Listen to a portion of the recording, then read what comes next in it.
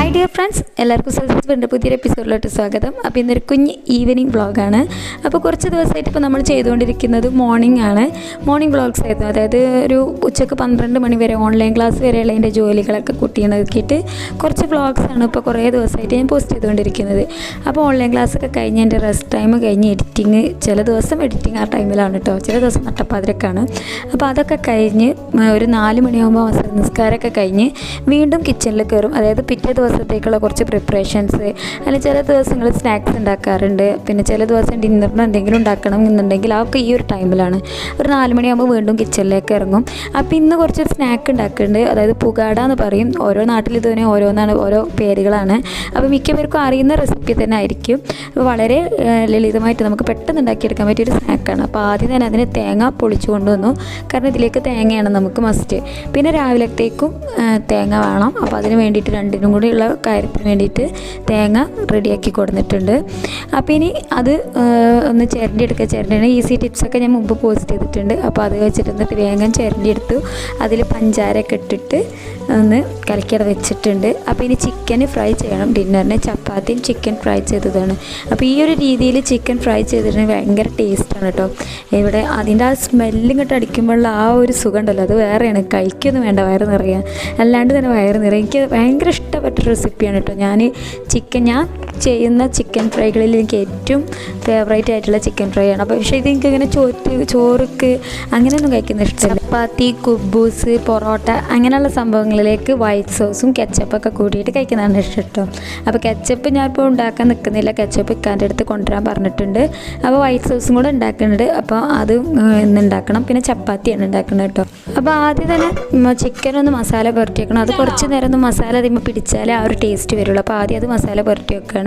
അപ്പോൾ അതിലേക്കൊരു medium size സവാള, ഒരു കുഞ്ഞ് സവാള, മീഡിയം സൈസ് പറയാൻ പറ്റില്ല, ഒരു കുഞ്ഞ് സവാള എടുത്തിട്ടുണ്ട്. പിന്നെ ഒരു ടൊമാറ്റോ എടുത്തിട്ടുണ്ട്, ഒരു വലിയ ഉണ്ട വെളുത്തുള്ളി എടുത്തിട്ടുണ്ട്, ഒരു വലിയ കഷ്ണം ഇഞ്ചിയും, ഒരു 2-3 ചെറിയ ഉള്ളി എടുത്തിട്ടുണ്ട്. പിന്നെ ഇതിലേക്ക് മസാലപ്പൊടികൾ ഇട്ട് കൊടുക്കണം. അതൊന്ന് അരച്ചെടുത്തിട്ടോ, കാരണം അതിൽ മിക്സിയിൽ കൊള്ളണ്ടേ, അതുകൊണ്ടാണ് ഒന്ന് അരച്ചെടുത്തത്. എല്ലാം കൂടെ ഒരുമിച്ച് അരച്ചാലും മതി കേട്ടോ. അപ്പോൾ ഒരു 2 ടേബിൾ സ്പൂൺ മുളക് പൊടി, അത് നിങ്ങളുടെ എരിവിനൊക്കെ അനുസരിച്ചിട്ടിടുക.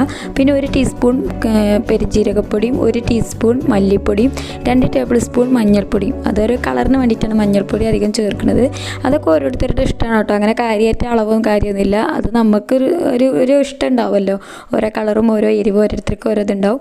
അതിനനുസരിച്ച് ഇട്ട് കൊടുക്കുക. പിന്നെ ആവശ്യത്തിന് ഉപ്പും, 1 ടേബിൾ സ്പൂൺ വെളിച്ചെണ്ണ, അധികം വെളിച്ചെണ്ണ ആക്കരുത്, 1 ടേബിൾ സ്പൂൺ വെളിച്ചെണ്ണ ഒഴിച്ച് കൊടുക്കുക. 1 ടീസ്പൂൺ സുർക്ക, അതായത് വിനാഗിരി, അതും കൂടെ ഒഴിച്ച് കൊടുത്തിട്ട് നന്നായിട്ടൊന്ന് മിക്സ് ചെയ്യണം. അപ്പോൾ ഞാൻ ആ ഒരു സമയത്ത് അങ്ങനെയാണ് മിക്സ് ചെയ്തൊക്കെയാണ്. അപ്പോൾ ഞാൻ മറന്നു പോയതായിരുന്നു, ഇതിലേക്ക് കറിവേപ്പിൻ്റെ ഇലയും മല്ലിയിലയും കൂടെ ചേർത്തിട്ടാണ് നമ്മൾ അടിച്ചെടുക്കേണ്ടത്. പക്ഷേ ആ ഒരു സമയത്ത് ഞാൻ എന്തോ ഒരു ചിന്തയിൽ അത് അടിച്ചെടുക്കാൻ മറന്നിട്ട് ഇതുപോലെ ഒന്ന് പോയിട്ട് അരച്ചെടുത്ത് വന്നു. പിന്നെ രണ്ടാമത് ഇത് ഒഴിച്ച് കൊടുത്തതിന് ശേഷം രണ്ടാമത് പിന്നെയും പോയിട്ട് മല്ലിയിലയും കറിവേപ്പിൻ്റെ ഇലയും വേറെ അരച്ച് കൊടുത്തിട്ട് ഇതിലേക്ക് മിക്സ് ചെയ്ത് കൊടുത്തേക്കാണ് കേട്ടോ. അപ്പോൾ ഞങ്ങളുടെ കിച്ചന് ഫുള്ള് ഗിൽസ് ആയത് കാരണം നല്ല വെയിൽ കുത്തുന്നുണ്ട്, അതുകൊണ്ടാണ് ആ ഒരു മങ്ങലൊക്കെ വരുന്നത്. അപ്പോൾ അതേ ആ ഒരു മിക്സിലേക്ക് ഞാനൊരു 2-3 ടേബിൾ സ്പൂൺ കോൺഫ്ലവറാണ് കേട്ടോ ഈ ചേർത്ത് കൊടുത്തത്. അതും കൂടെ ഇട്ടിട്ടൊന്ന് മിക്സ് ചെയ്ത്, അതായത് നമ്മൾ അരച്ച ആ വെള്ളം ഉണ്ടല്ലോ, വെള്ളം കിട്ടും, അതായത് സുർക്കയും അതുപോലെ തന്നെ വെളിച്ചെണ്ണയും എല്ലാം കൂടെ, പിന്നെ തക്കാളിയുടെ ആ വെള്ളം എല്ലാം കൂടെ മിക്സായിട്ട് കുറച്ചധികം വെള്ളം ഉണ്ടായിരുന്നു. അപ്പോൾ അതൊന്ന് മുറ്റായി കിട്ടുന്ന പരുവത്തിൽ കുറച്ച് കോൺഫ്ലവറിൻ്റെ പൊടിയും കൂടെ ചേർത്ത് കൊടുത്തിട്ട് നല്ലപോലെ മിക്സ് ചെയ്യുക. അപ്പോൾ അതിട്ട് കൊടുത്തിട്ടുണ്ടെങ്കിൽ ഉപ്പ് നോക്കണം, കാരണം നമ്മൾ കോൺഫ്ലവറിലും കൂടെ ഉള്ള ഉപ്പ് ചിലപ്പോൾ ചേർത്തിട്ടില്ലെങ്കിൽ ഈ ഒരു സമയത്ത് അതും കൂടി ചേർത്ത് കൊടുക്കാം. എന്നിട്ട് ഇതുപോലെ ചിക്കൻ പീസസ് മുഴുവനായിട്ട് അത് പുരട്ടി കൊടുക്കുക. അത് മുങ്ങി നിൽക്കുന്ന രൂപത്തിലായിരിക്കണം അത് പുരട്ടി കൊടുക്കേണ്ടത്. എന്നിട്ട് എല്ലാ ചിക്കൻ പീസസും ഇതുപോലെ പുരട്ടിയിട്ട് അതിനൊന്ന് മാറ്റി വെക്കാം. ഏകദേശം ഒരു അരമണിക്കൂറെങ്കിലും അത് മാറ്റി വെച്ചാലാണ് കേട്ടോ ആ ഒരു ടേസ്റ്റ് കിട്ടുക. ഇല്ലയെന്ന് വെച്ചാൽ പെട്ടെന്ന് ഫ്രൈ ചെയ്യാം, പക്ഷേ കൂടുതൽ ടേസ്റ്റ് ഒരു അരമണിക്കൂറെങ്കിലും അതൊന്ന് മാറ്റി വെക്കുക. അപ്പോൾ ഞാനിത് ഏതായാലും ഇത് മാറ്റി വെച്ചിട്ട് നേരെ പുകാട ഉണ്ടാക്കാനുള്ള പരിപാടിയാണ്. അപ്പം ഇനി പുകാട ഉണ്ടാക്കുന്നത് എങ്ങനെയാണെന്ന് നോക്കാം.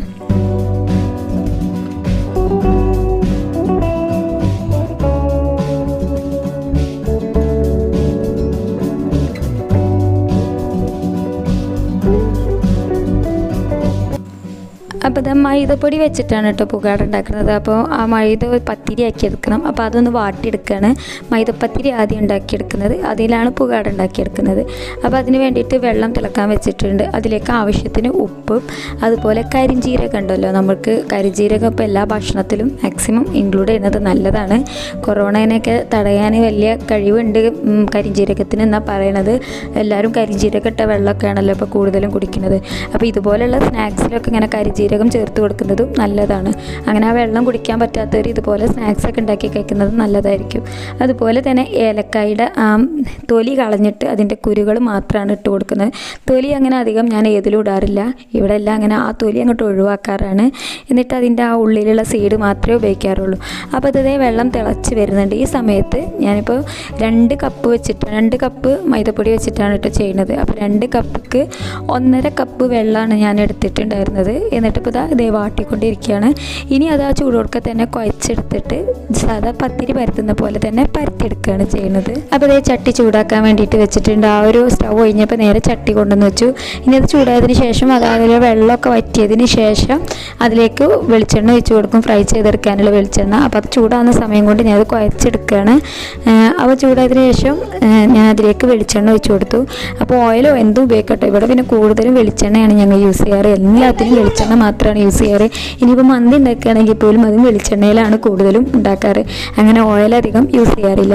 അതേ വെളിച്ചെണ്ണ അത് മുങ്ങി പൊരിക്കാൻ കണ്ട രൂപത്തിലായിരിക്കണം വെളിച്ചെണ്ണ ഉണ്ടാവേണ്ടത്. അപ്പോൾ പത്തിരി നമ്മുടെ മൈദപ്പത്തിരി ഏകദേശം കോയ റെഡി ആയിട്ടുണ്ട്. ഇനി ഇതിനൊന്ന് ഉരുളകളാക്കി എടുത്തിട്ട് പത്തിരി പോലെ പരത്തിയെടുക്കുക.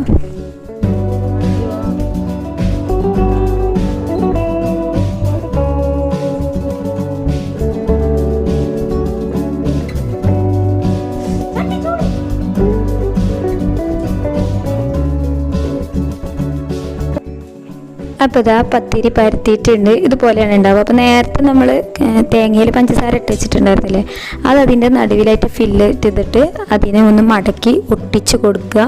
അത് നിങ്ങൾക്ക് ഏത് രൂപത്തിൽ വേണമെങ്കിലും ചെയ്യാം കേട്ടോ. അപ്പോൾ നിങ്ങൾക്ക് ചിലപ്പോൾ ഈ ഒരു രൂപത്തിൽ മടങ്ങി കിട്ടുന്നില്ല, അത് പൊട്ടിപ്പോവുകയാണെന്നുണ്ടെങ്കിൽ ആ ഒരു സമയത്ത് അത് ഉരുളാക്കിയിട്ടും ഫ്രൈ ചെയ്തെടുക്കാം. ഏത് ഷേപ്പായാലും കഴിക്കാൻ ഒരേ ടേസ്റ്റാണ് കേട്ടോ.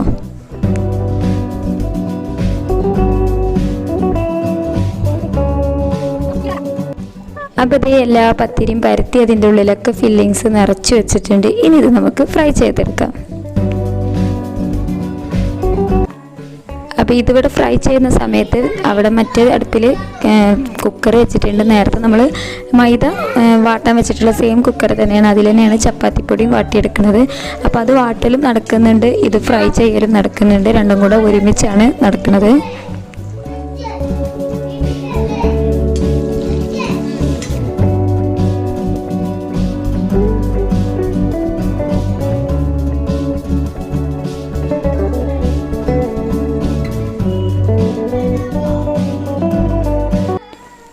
അപ്പം ഞാനിത് ഓരോരുത്തർക്ക് കണക്കാക്കിയിട്ടാണ് ഉണ്ടാക്കിയിട്ടുണ്ടായിരുന്നത്. പക്ഷേ ഞാനിത് ഫ്രൈ ചെയ്ത് ഒന്നിങ്ങനെ തിരിഞ്ഞപ്പോക്കിന് ഓരോരുത്തർ അതിൽ നിന്ന് എടുത്ത് ഓടൽ കഴിഞ്ഞിട്ടുണ്ട്. ഞാൻ കണ്ണ് തെറ്റിയിട്ടുണ്ടെങ്കിൽ അവരതെടുത്ത് ഓടിക്കളയാണ്. അപ്പോൾ ഇതേ പുകാടെല്ലാം റെഡിയാണ്. അപ്പോൾ അത് കഴിഞ്ഞ് ഇനി ചായ കുടിച്ചിട്ടാണ് ബാക്കി. അപ്പോൾ ഞാൻ ചപ്പാത്തി കുഴച്ച് വെച്ചിട്ടുണ്ടായിരുന്നു കേട്ടോ. ഇനി അത് പരത്തി ചുടാനുണ്ട്, പിന്നെ ചിക്കൻ ഫ്രൈ ചെയ്ത് വെക്കാനുണ്ട്. അപ്പോൾ വാപ്പയും വന്നിട്ടുണ്ടായിരുന്നു തറവാട്ടിൽ നിന്ന്. വാപ്പ എന്ന് പറഞ്ഞിട്ടുണ്ടെങ്കിൽ ഉപ്പാൻ്റെ ഉപ്പയാണ്. വാപ്പാക്ക് പഴവും ഇതും കൂടെ കൊണ്ടു കൊടുത്തു. അപ്പോക്കിന് ഞാൻ തിരിച്ച് വന്നപ്പോക്കിന് ഇതേ വീണ്ടും പൊക്കൽ നടക്കുന്നുണ്ട്. അപ്പോൾ ഞാൻ ഈ ഒരു തിരക്കിലായത് കാരണം അവരെ ശ്രദ്ധിച്ചിട്ടുണ്ടായിരുന്നില്ല. അപ്പോൾ കിച്ചൺ ആകെ അലമ്പാക്കിയിട്ടുണ്ട്. എന്തൊക്കെയോ തുണികൾ അവിടെ ഇവിടെ വാരി വലിച്ചിട്ട് പഴം കഴിച്ചിട്ട് അതിൻ്റെ തൊലിയൊക്കെ വലിച്ച് വാരിയിട്ട് ഇനി അതൊക്കെ ക്ലീൻ ചെയ്യാണ്ട്. അപ്പോൾ അതിൻ്റെ അടുക്ക് മോക്കൊന്ന് പാലും എടുത്തു വന്നു. അപ്പോൾ മോക്ക് പാലും കൂടെ കൊടുത്തു കഴിഞ്ഞിട്ടാണ് ബാക്കി ഇനി ചപ്പാത്തി പരിപാടിയും ചിക്കൻ ഫ്രൈ ചെയ്യുന്ന പരിപാടിയും കൂടെ നടക്കുന്നത്. അപ്പോൾ ചപ്പാത്തി പരത്തലും ചുടലും എല്ലാം കൂടെ ഞാൻ ഒരുമിച്ചാണ് കേട്ടോ ചെയ്യാറ്.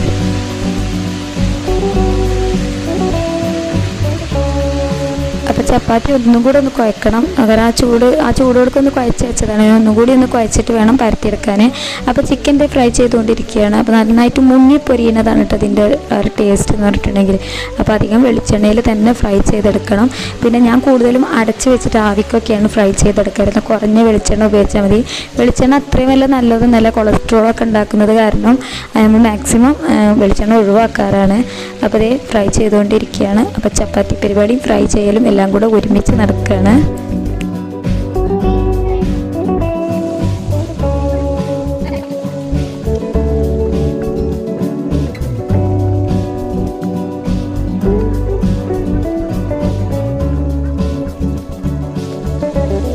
അപ്പോൾ ഇത് മോളെ ഈ ഒരു ഇതിലിട്ടേക്കാണ്. അവളെ ഒന്ന് ഇടയ്ക്കിടയ്ക്ക് ഇങ്ങനെ ആട്ടി കൊടുത്തിട്ടുണ്ടെങ്കിൽ അവൾ അവിടെ കിടന്ന് ഇങ്ങനെ ആടിക്കളിച്ചോളും. അങ്ങനെയാണ് ഞാൻ എൻ്റെ ജോലികൾ മിക്കതും ചെയ്ത് തീർക്കാറ്, ഇതുപോലെ അവളിങ്ങനെ തൊട്ടിലിലിട്ട് ആട്ടി കൊടുത്തിട്ട്.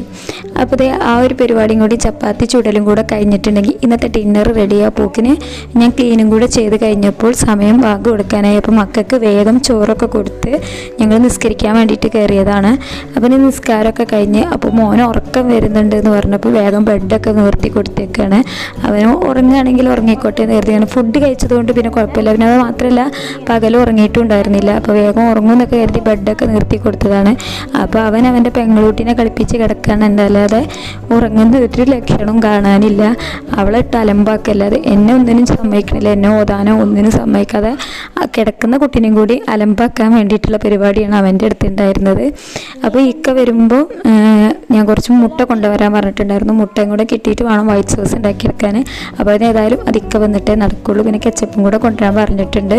അപ്പോൾ അതും കൂട്ടിയിട്ട് ഇന്നത്തെ ഡിന്നർ ഉഷാറാക്കാമെന്ന് കരുതി. അപ്പോൾ ഇതൊക്കെയാണ് ഇന്നത്തെ ഒരു കുഞ്ഞ് ഈവനിങ് വിശേഷങ്ങൾ എന്ന് പറഞ്ഞിട്ടുണ്ടെങ്കിൽ. അപ്പോൾ കഴിക്കുന്നതൊന്നും ഞാൻ ഷൂട്ട് ചെയ്തിട്ടില്ല കേട്ടോ. അപ്പോൾ കഴിക്കുന്നത് ഒന്നുമില്ല. അപ്പോൾ അത് ആ ഒരു സമയത്തേക്ക് ഷൂട്ട് ചെയ്യാൻ കഴിഞ്ഞില്ല. അപ്പോൾ ഇതേ മക്കളൊന്ന് ഒതുക്കി കഴിഞ്ഞതിന് ശേഷമാണ് പിന്നെ മര്യാദയ്ക്ക് ഞാനൊന്ന് ഖുർആനായാലും എല്ലാം ഓതാനും എനിക്ക് ടൈം കിട്ടിയത്. ഞാൻ ഇതുപോലെ ഏടൊക്കെ വെച്ചിട്ട് ഈ ഏടിൽ ഒരുപാട് സലാത്തുകളും കാര്യങ്ങളൊക്കെ ചൊല്ലാനുണ്ട് കേട്ടോ. അപ്പോൾ അതൊക്കെ ചെയ്യാറൊക്കെ ഈ ഒരു സമയത്താണ്. പിന്നെ ഇക്ക വന്നാൽ നേരെ ഭക്ഷണം കഴിച്ച് പിന്നെ കുറച്ച് ഫാമിലി എൻ്റർടൈൻമെൻറ്റ് എല്ലാവരും കൂടെ ഇരുന്ന് സംസാരമൊക്കെ കഴിഞ്ഞിട്ട് അന്നത്തെ ദിവസം അങ്ങനെയാണ് തീരും. ഇങ്ങനെയാണ് മിക്ക ദിവസങ്ങളിലും. എല്ലാ ദിവസവും ഒരുപോലെ അല്ല കേട്ടോ. അപ്പോൾ ഇതൊക്കെയാണ് എൻ്റെ കുഞ്ഞ് ഈവനിങ് വിശേഷങ്ങൾ എന്ന് പറഞ്ഞിട്ടുണ്ടെങ്കിൽ. അപ്പോൾ എൻ്റെ ഈവനിങ് വിശേഷങ്ങൾ നിങ്ങൾക്ക് ഇഷ്ടപ്പെട്ടിട്ടുണ്ടാവും എന്ന് ഞാൻ കരുതുന്നു. ഇഷ്ടപ്പെട്ടിട്ടുണ്ടെങ്കിൽ എല്ലാവരും ലൈക്ക് ചെയ്യാനും അതുപോലെ തന്നെ ഈ ഒരു റെസിപ്പീസ് തീർച്ചയായിട്ടും നിങ്ങൾ ട്രൈ ചെയ്ത് നോക്കണം. ഈ ഒരു ചിക്കൻ്റെ റെസിപ്പി നല്ല ടേസ്റ്റുള്ള ചിക്കൻ റെസിപ്പിയാണ്. അന്ന് ആ ഒരു സമയത്ത് ആ കാസ്ട്രോൾ തുറന്നപ്പോഴുള്ള ആ ഒരു സമയമുണ്ടല്ലോ, അത് പറയാൻ പറ്റില്ല. നല്ല അത്രയ്ക്ക് എന്താ പറയുക, നല്ല ആ ഒരു സ്മെല്ല് ഇങ്ങോട്ട് അടിച്ചപ്പോൾ എനിക്ക് ഭയങ്കര ഇഷ്ടമായി. അപ്പോൾ ഇതിനെ കഴിക്കാൻ തോന്നി. അതുകൊണ്ടാണ് ഞാൻ എത്രയ്ക്ക് ഇഷ്ടപ്പെട്ടതുകൊണ്ടാണ് നിങ്ങളുടെയായിട്ട് പറയണത്. അതുകൊണ്ട് എല്ലാവരും ട്രൈ ചെയ്ത് നോക്കണം. ട്രൈ ചെയ്തിട്ട് നിങ്ങളുടെ ഫീഡ്ബാക്ക് പറയാൻ മറക്കുകയും ചെയ്യരുത് കേട്ടോ. അപ്പോൾ ഇതുവരെ നിങ്ങൾ നമ്മുടെ ചാനൽ സബ്സ്ക്രൈബ് ചെയ്തിട്ടില്ലെങ്കിൽ സബ്സ്ക്രൈബ് ചെയ്യാൻ മറക്കരുത്. തൊട്ടപ്പുറത്തുള്ള ബെലൈക്കണും കൂടെ പ്രസ് ചെയ്യാം. അതുപോലെ തന്നെ ഇസ്ലാമികമായിട്ടുള്ള കാര്യങ്ങൾ ഷെയർ ചെയ്യുന്ന പുതിയൊരു ഇസ്ലാമിക് വീഡിയോ ഉണ്ട്. മൈ ഇസ്ലാമിക് ലൈഫ് എന്നാണ് ചാനലിൻ്റെ പേര്. അതിൻ്റെ ലിങ്ക് ഞാൻ ഡിസ്ക്രിപ്ഷൻ ബോക്സിൽ കൊടുക്കാം. അതും കൂടെ നിങ്ങൾക്ക് താല്പര്യമുണ്ടെങ്കിൽ, ഇസ്ലാമിക കാര്യങ്ങൾ അറിയാൻ താല്പര്യമുള്ളവർ അതും കൂടെ ഒന്ന് സപ്പോർട്ട് ചെയ്യാം കേട്ടോ. അപ്പോൾ ഇനി പുതിയൊരു വീഡിയോ ആയിട്ട് കാണുന്നത് വരെ ഇറ്റ്സ് മീ സൽസാമുസ്തു signing out. Thank you for watching. Bye by.